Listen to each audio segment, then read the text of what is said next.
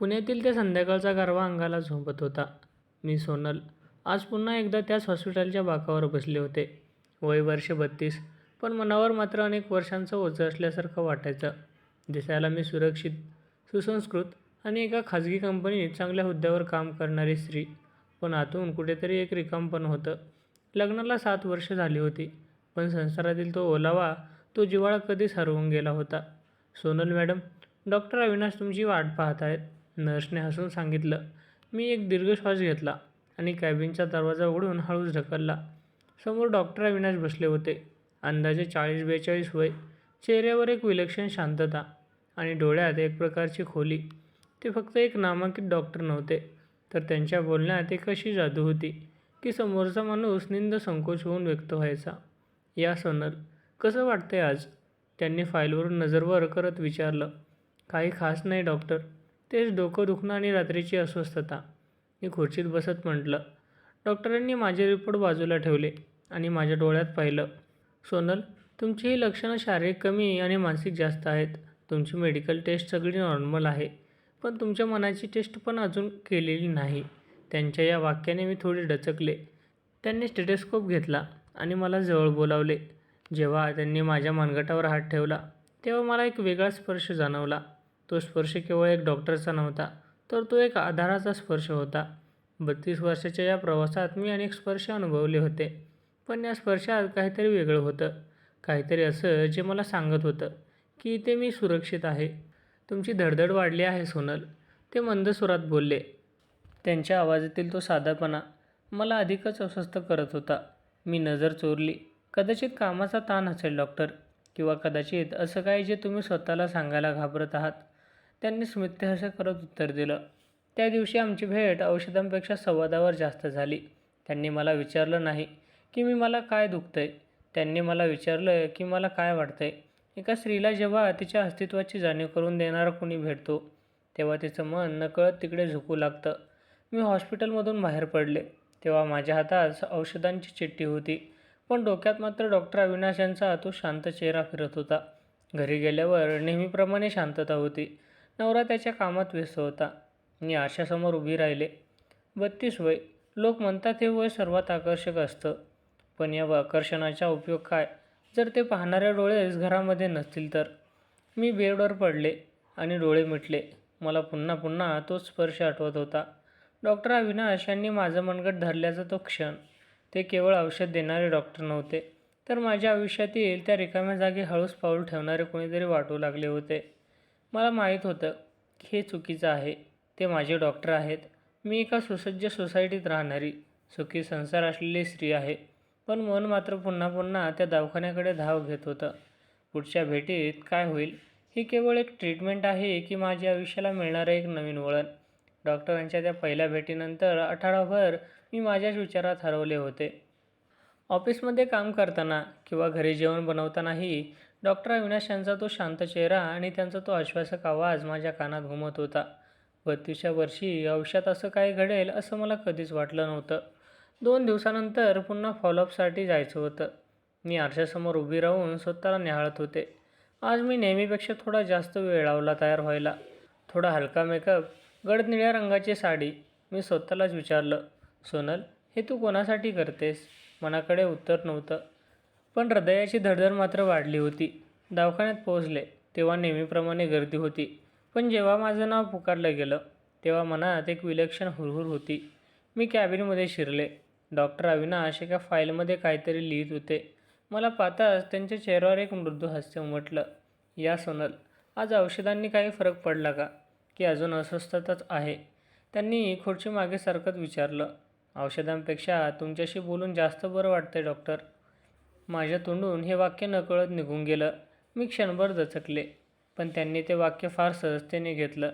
त्यांनी पुन्हा एकदा चेकअपसाठी सुरू केलं. जेव्हा ते BP तपासण्यासाठी माझ्याजवळ आले तेव्हा त्यांच्या अत्तराचा तो मंद सुवास मला मोहून टाकत होता. आमचं अंतर कमी झालं होतं. कॅबिनमध्ये पूर्ण शांतता होती. फक्त स्टेथोस्कोपचा आवाज आणि माझ्या हृदयाचे वेगाने चाललेले ठोके. सोनल, तुमचं हृदय आज काहीतरी वेगळं सांगते, ते हळू आवाजात बोलले. त्यांचा तो सिनेमॅटिक अंदाज मला एका वेगळ्याच विश्वात घेऊन गेला होता. त्यांनी माझा हात हातात घेतला तो स्पर्श औषधाचा नव्हता, तर दोन प्रौढ व्यक्तींमध्ये एका सखोल ओढीचा होता. डॉक्टर, मला भीती वाटते, मी खाली बघत म्हटलं. कशाची? या ओढीची, या नात्याची, ज्याला काही नाव नाही आहे. डॉक्टरांनी माझा हात थोडा अधिक घट्ट धरला. काही नाती निशब्द असतात सोनल, त्यांनी नावाची गरज नसते. तुमच्या आयुष्यात जे रिकामेपण आहे ते मी समजू शकतो, कारण मीही त्याच प्रवासातून जातोय. त्यांच्या या कबुलीने मला धक्का बसला. तेही एकाकी होते. बाहेरून यशस्वी दिसणारा हा माणूस आतून इतका रिक्त कसा असू शकतो? आमचे डोळे एकवटले.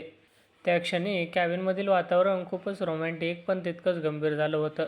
मला जाणीव होत होती की आम्ही एका अशा वळणावर उभे आहोत जिथून मागे फिरणं कठीण होतं. बाहेर पावसाची रिमझिम सुरू झाली होती. खिडकीतून बाहेर बघताना मला वाटलं की कदाचित हेच ते सुख आहे ज्याची मी आजवर वाट पाहत होते. पण मनात एक प्रश्न टोचत होता, हे नातं नैतिक आहे का? समाज काय म्हणेल? आणि माझ्या संसाराचं काय होईल? डॉक्टर अविनाश माझ्या खूप जवळ आले. त्यांच्या श्वासाचा स्पर्श मला माझ्या गालावर जाणवत होता. मला वाटलं आता काहीतरी अनैतिक घडेल. मी माझे डोळे मिटून घेतले. मी डोळे मिटून घेतले होते.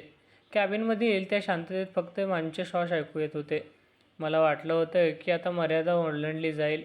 32 वर्षाच्या माझ्या आयुष्यात मी कधीच इतके हतबल झाले नव्हते. पण अचानक खांद्यावर एक स्थिर आणि भक्कम स्पर्श जाणवला. सोनल, स्वतःला सावर. डॉक्टर अविनाशांचा आवाज मगासासारखा कातर नव्हता, तर त्यात एक प्रकारचा अधिकार आणि समजूतदारपणा होता. मी हळूच डोळे उघडले. ते माझ्यासमोर 2 पाऊल लांब उभे होते. त्यांच्या चेहऱ्यावरची मगाशी दिसलेली व्याकुळता आता एका संयमात बदलली होती. सोनल, आपण जे काय अनुभवतोय त्याला जग चूक म्हणेल, पण माझ्यासाठी ही 2 एकाकी मनांची ओढ आहे. मात्र एक गोष्ट लक्षात ठेव, आपण जर या क्षणाला वाहिली गेलो तर आपल्यातील हा आदर कायमचा संपून जाईल.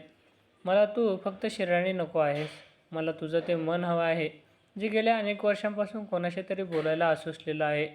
त्याच्या या वाक्यांनी माझ्या अंगावर शहार आला. मला माझ्याच विचारांची लाज वाटली. मी खुर्चीत नीट बसले आणि स्वतःला सावरलं. डॉक्टरांनी पाण्याचा पेला माझ्यासमोर धरला. डॉक्टर, मी खरंच खूप गोंधळले आहे. घरात सगळं असूनही काहीच नसल्यासारखं वाटतं. नवरा आहे पण तो फक्त नावापुरता. आम्ही एकाच छताखाली राहतो, पण आमच्यात संवाद उरलेला नाही. अशा वेळी तुमच्यासारखा माणूस जेव्हा मला माझं अस्तित्व जाणून देतो तेव्हा मी वाहत जाते. मी माझे अश्रू पुसत म्हटलं. त्या संध्याकाळी आम्ही दवाखान्यात नाही तर मनाच्या गाभाऱ्यात संवाद साधला. त्यांनी मला त्यांच्या आयुष्याबद्दल सांगितलं. त्यांची पत्नी एका दुर्धर आजाराने गेली होती आणि तेव्हापासून ते फक्त रुग्णांच्या सेवेत स्वतःला विसरून गेले होते. 2 एकाकी जेव्हा एकत्र येतात तेव्हा तिथे केवळ आकर्षण नसतं, तर एकमेकांना समजून घेण्याची एक तीव्र ओढ असते. पुढचे 15 दिवस आमच्यासाठी एका सुंदर स्वप्नासारखे होते. आम्ही रोज फोनवर बोलायचं, कधी रात्री उशिरापर्यंत तर कधी ऑफिसच्या कामातून वेळ काढून. आमचे संवाद आता काय दुखतंय इथून सुरू होऊन आज काय विचार केलास इथपर्यंत पोहोचले होते. ते मला त्यांच्या कठीण सर्जरीबद्दल सांगायचे, मी त्यांना माझ्या ऑफिसमधली राजकारणाबद्दल. आम्ही एकमेकांचे इमोशनल सपोर्ट सिस्टम बनलो होतो. एके दिवशी डॉक्टरांचा फोन आला. सोनल, आज संध्याकाळी थोडा वेळ मिळेल का? मला एक खूप महत्त्वाची बातमी द्यायची आहे. आपण आपल्या नेहमीच्या कॉफी शॉपमध्ये भेटूया. मी उत्साहाने हो म्हटलं. ऑफिस सुटल्यानंतर मी घरी न जाता थेट कॉफी शॉपमध्ये पोहोचले. डॉक्टर अविनाश तिथे आधीच आले होते. आज ते खूप आनंदी दिसत होते. सोनल, मला इंटरनॅशनल मेडिकल काउन्सिलकडून सर्वोत्कृष्ट सर्जनचा पुरस्कार जाहीर झाला आहे. पुढच्या महिन्यात मला लंडनला जायचं आहे, त्यांनी आनंदाने सांगितलं. अरे वा डॉक्टर, हे तर खूपच छान झालं. मी त्यांचा हात हातात घेत म्हटलं. त्या सार्वजनिक ठिकाणी आम्ही एकमेकांचा हात धरला होता, पण त्यात कोणताही संकोच नव्हता. पण त्या क्षणी कॉफी शॉपचा दरवाजा उघडला आणि माझा नवरा समीर त्याच्या काही मित्रांसोबत आत आला. माझं हृदय जणू थांबल्यासारखं झालं. समीरची नजर थेट आमच्या टेबलावर पडली. त्याने मला तिथे दुसऱ्या एका पुरुषासोबत हात धरून बसलेलं पाहिलं होतं. समीर जवळ आला. त्याच्या चेहऱ्यावर रागापेक्षा जास्त आश्चर्य होतं. सोनल, तू इथे? आणि हे कोण आहे? माझी वाचाच बसली होती. मी काय उत्तर देऊ? हे माझे डॉक्टर आहेत. पण डॉक्टर आणि पेशंट कॉफी शॉपमध्ये हात धरून का बसतील? नमस्कार, मी डॉक्टर अविनाश, डॉक्टरांनी स्वतःला सावरत उत्तर दिलं. सोनल यांच्या एका महत्त्वाच्या केसबद्दल आम्ही चर्चा करत होतो. खरं तर मीच त्यांना इथे बोलवलं होतं, कारण हॉस्पिटलमध्ये आज खूप गर्दी होती. समीरने डॉक्टरांकडे संशयाने पाहिलं. केस? कसली केस? सोनलने तर मला काहीच सांगितलं नाही. काही गोष्टी वैयक्तिक असतात समीर, मी धीर एकवटून म्हटलं. आणि डॉक्टर अविनाश फक्त माझे डॉक्टर नाहीत, तर ते माझे एक चांगले मार्गदर्शकही आहेत. समीर त्या दिवशी काही बोलला नाही, पण त्याच्या डोळ्यातील तो अविश्वास मला स्पष्ट दिसत होता. आम्ही तिथून निघालो, पण त्या रात्री घरात एक भयान शांतता पसरली होती. समीरने मला एकदाही विचारलं नाही की मी तिथे काय करत होते, पण त्याचं मौन मला हजारो प्रश्न विचारत होतं. दुसऱ्या दिवशी मला डॉक्टर अविनाशांचा मेसेज आला. सोनल, काल जे झालं ते कदाचित आपल्या नात्याची परीक्षा होती, पण काही चुकीचं केलेलं नाही. पण या जगाच्या नजरेत आपण गुन्हेगार आहोत. तुला काय वाटतं, आपण हे इथेच थांबावं का? माझ्यासमोर 2 रस्ते होते. एक रस्ता त्या माणसाकडे जात होता ज्याने मला 32व्या वर्षी पुन्हा जगायला शिकवलं होतं, आणि दुसरा रस्ता त्या संसाराकडे जात होता जिथे मी फक्त एक कर्तव्य म्हणून राहत होते. पण मला एक गोष्ट माहीत होती, डॉक्टर अविनाशांनी मला जे दिलं होतं ते शरीर नव्हतं, तर तो आत्मसन्मान होता. मी विचार केला, जर मी समीरला सगळं खरं सांगितलं तर, जर मी त्याला सांगितलं की मला त्याच्याकडून काय हवं होतं, जे मला डॉक्टरांकडे मिळालं. नातं टिकवण्यासाठी खोटेपणापेक्षा सत्य जास्त गरजेचं असतं. मी डॉक्टरांना रिप्लाय दिला, थांबायचं की चालायचं हे वेळ ठरवेल, पण मी आता लपून राहणार नाही. आपल्या नात्यात जे पावित्र्य आहे ते मी समीरला समजावून सांगेन, मग त्याचा परिणाम काहीही हो. सोनलचा हा निर्णय तिला कोणत्या वळणावर नेणार होता? समीर तिचं हे निशब्द नातं स्वीकारणार होता की तिच्या संसाराचा शेवट ठरणार होता? आणि डॉक्टर अविनाश त्यांच्या लंडनचा प्रवास काय होणार होतं? त्या संशयी नजरेने आणि घरात पसरलेल्या शांततेने माझं जगणं मुश्किल झालं होतं. त्या रात्री मी खूप विचार केला. आयुष्यात जेव्हा आपण 2 अशा व्यक्तींकडे अडकतो, जिथं एका बाजूला कर्तव्य असतं आणि दुसऱ्या बाजूला भावना, तेव्हा निर्णय घेणं खूप कठीण असतं. पण डॉक्टर अविनाश यांनी मला एक गोष्ट शिकवली होती, स्वतःशी प्रामाणिक राहणं. दुसऱ्या दिवशी सकाळी मी समीरला समोर बसवलं. तो ऑफिसला जाण्यासाठी तयारीत होता. समीर, मला तुझ्याशी बोलायचं आहे. काल जे तू पाहिलं त्याबद्दल तुला जे वाटतंय ते सगळं खरं नाही, पण जे आहे ते लपवण्यासारखंही नाही. मी शांतपणे सुरुवात केली. समीरने रागाने माझ्याकडे पाहिलं. सोनल, तुला नक्की काय सांगायचं आहे? तुझे त्या डॉक्टरांशी काही संबंध आहेत की? मी एक दीर्घ श्वास घेतला. समीर, डॉक्टर अविनाश आणि माझ्यात जे आहे ते शरीराचं नातं नाही आहे, ते एका संवादाचं नातं आहे. गेल्या 7 वर्षात आपण एकत्र आहोत, पण तू कधी मला विचारलं आहेस का की मला काय वाटतं? मी घरात असूनही किती एकटी असते हे तुला कधी जाणवलं? डॉक्टर अविनाश यांनी माझ्या त्या रिकामेपणाला शब्द दिले. त्यांनी मला आधार दिला जेव्हा मला त्याची सर्वात जास्त गरज होती. समीर स्तब्ध झाला. त्याला कदाचित अशा उत्तराची अपेक्षा नव्हती. मी पुढे बोलत राहिले. त्यांच्याबद्दल मला ओढ आहे, हे मी नाकारणार नाही, पण ती ओढ एका अशा माणसासाठी आहे ज्याने मला पुन्हा एकदा जगायला शिकवलं.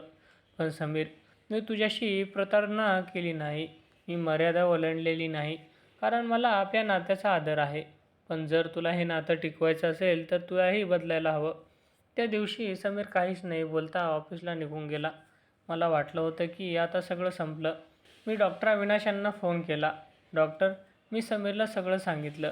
मी कातर स्वरात म्हटलं, सोनल, तू खूप धाडसाचं काम केलं आहेस. सत्याचा सामना करणं नेहमीच कठीण असतं. आता जे काही होईल ते स्वीकारण्याची ताकद ठेव. उद्या माझी लंडनची फ्लाईट आहे. तुला भेटायला आवडेल का? त्यांनी विचारलं. मी संध्याकाळी त्यांना भेटायला एअरपोर्टवर गेले. तिथे लोकांची खूप गर्दी होती, पण तरीही आमचे डोळे एकमेकांना शोधत होते. जेव्हा ते समोर आले तेव्हा त्यांच्या हातात एक छोटी भेटवस्तू होती. हे तुझ्यासाठी सोनल, हे उघडून बघ. त्यांनी ती माझ्या हातात दिली. मी ती उघडली. त्यात एक सुंदर डायरी आणि पेन होता. हे कशासाठी? मी विचारलं. सोनल, तुझं आयुष्य तू स्वतःच्या शब्दात लिहायला हवं. कोणावरही विसंबून राहू नकोस. मी लंडनला जात आहे.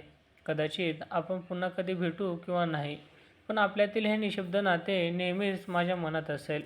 तू मला एक डॉक्टर म्हणून नाही तर एक माणूस म्हणून जपला आहेस, त्याबद्दल आभार. ते हसून बोलले. त्या क्षणी मला जाणीव झाली की प्रेम म्हणजे फक्त एकत्र राहणं किंवा शारीरिक जवळीक नाही. प्रेम म्हणजे समोरच्या व्यक्तीला त्याच्या अस्तित्वाची जाणीव करून देणं. त्यांनी माझ्या कपाळावर एक छोटासा पवित्र स्पर्श केला. तो निरोपाचा स्पर्श होता. ते सिक्युरिटी चेकअपसाठी आत निघून गेले आणि मी तिथेच उभे राहून त्यांना बघत राहिले. माझं मन हलकं झालं होतं. मी घरी परतले तेव्हा रात्र झाली होती. घराचा दरवाजा उघडला तेव्हा समीर तिथेच बसला होता. टेबलावर 2 कॉफीचे कप होते. "सोनल, तू आलीस? मला माफ कर." समीर उभा राहिला. "आज दिवसभर फक्त मी तुझ्या शब्दांचा विचार करत होतो. मला कळलं की मी तुला एक पत्नी म्हणून वागवलं, पण एक मैत्रीण म्हणून कधीच समजून घेतलं नाही. आपण या नात्याला पुन्हा एकदा संधी देऊ शकतो का?" समीरचे डोळे ओलावले होते. मी त्याच्याकडे पाहिलं आणि मला कळलं की ही माझ्या आयुष्याची एक नवीन सुरुवात आहे. डॉक्टर अविनाश माझ्या आयुष्यात औषध म्हणून आले होते आणि त्यांनी माझा संसार न मोडता तो कसा सावरला पाहिजे हे मला शिकवलं होतं. आज कधीतरी मी ती डायरी उघडते तेव्हा मला डॉक्टर अविनाश यांचा तो शांत चेहरा आठवतो. आमचं नातं कधीच अनैतिक नव्हतं, कारण त्यात लपवाछुपी नव्हती. ते होतं एक निशब्द नातं, ज्याने मला माझं हरवलेलं सातत्व परत मिळवून दिलं होतं.